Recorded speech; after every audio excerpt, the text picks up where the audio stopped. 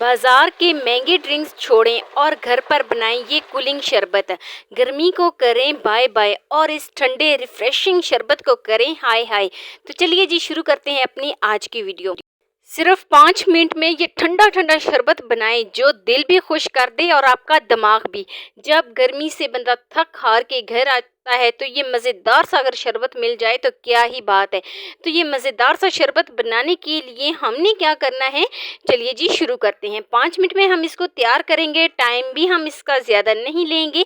तो चलिए जी शुरू करते हैं अपनी आज की वीडियो। अच्छा, वीडियो शुरू करने से पहले यहाँ पर आपसे एक छोटी सी रिक्वेस्ट है कि चैनल पे न्यू है तो प्लीज़ चैनल को जल्दी से कर दें सब्सक्राइब और बेल आइकॉन को कर दें प्रेस।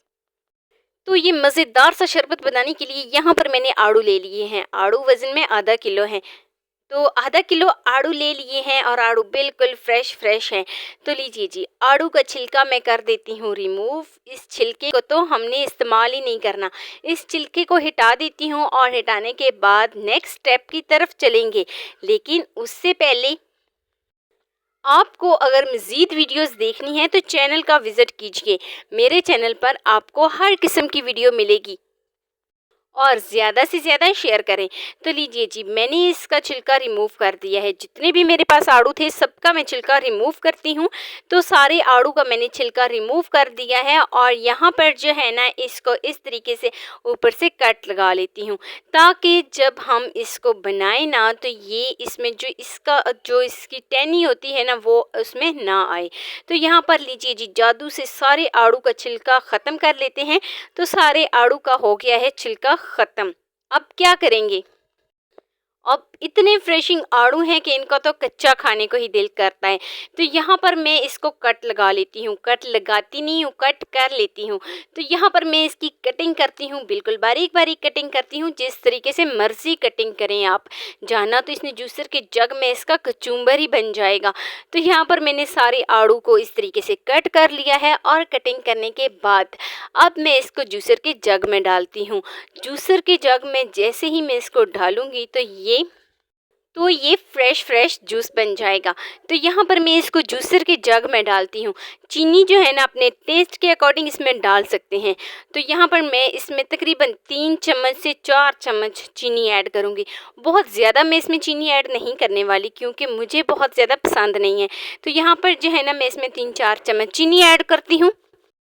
तो चीनी ऐड करने के बाद मैं इसमें 2 गिलास पानी ऐड करती हूँ।